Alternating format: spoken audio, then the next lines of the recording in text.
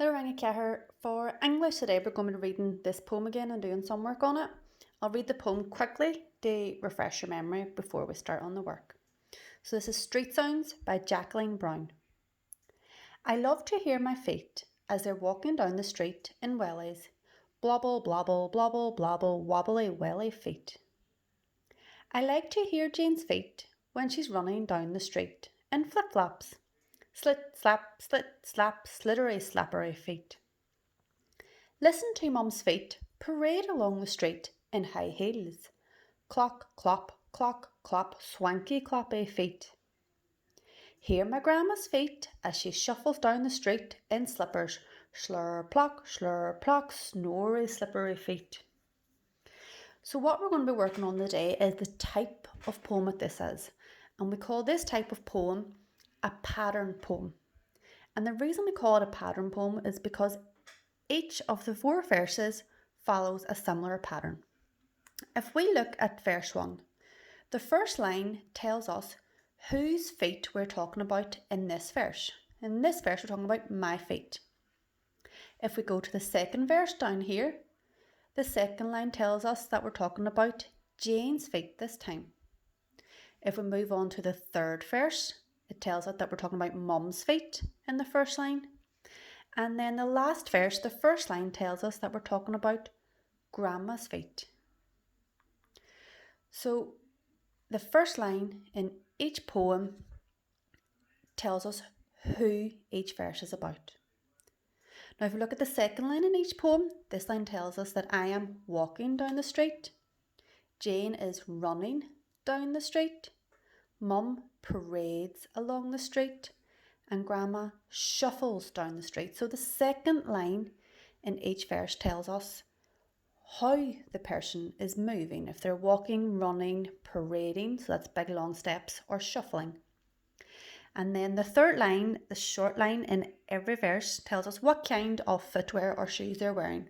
So the first verse, they're wearing wellies, flip-flops in the second verse, high heels in the third verse, and slippers in the last verse. So far, the first, second and third line in every poem have something similar in common. So that is why we call it a pattern. Now, if we move on, the fourth line in every single verse tells us what type of noise that those shoes make when people walk in them. So the fourth line in this one says that wellies make a blobble, blobble, blobble, blobble. The second verse, the fourth line, tells us that flip-flops make a slit, slap. High heels make a clock, clop sound. And slippers make a slur, plock sound. So again, that is another pattern. The fourth line in every verse tells us the sound that they make. And then the last line in each verse of the poem gives us some adjectives about the type of shoes on our feet. What we're going to do today now is we're going to write our own verses for the poem. So I've done one here as an example. So the first line, like in the poem, we have to say whose feet we're talking about. So I have said, I like to hear my sister's feet. So the first line in every verse of the poem told us whose feet we were talking about. So that's what I've done over here. Then the second line in each verse told us which way they're moving down the street. And I have said, as she skips along the street. So that tells me what way she's walking. She's not tiptoeing, she's not walking, she's not running, she's skipping. And then the third line, following the pattern, tells me what type of shoes. And I've said, in sandals. So then the fourth line, these are the sounds that I think sandals make. Swish, swash, jumpy, jazzy feet. So I've done my own version of the poem for my sister's feet.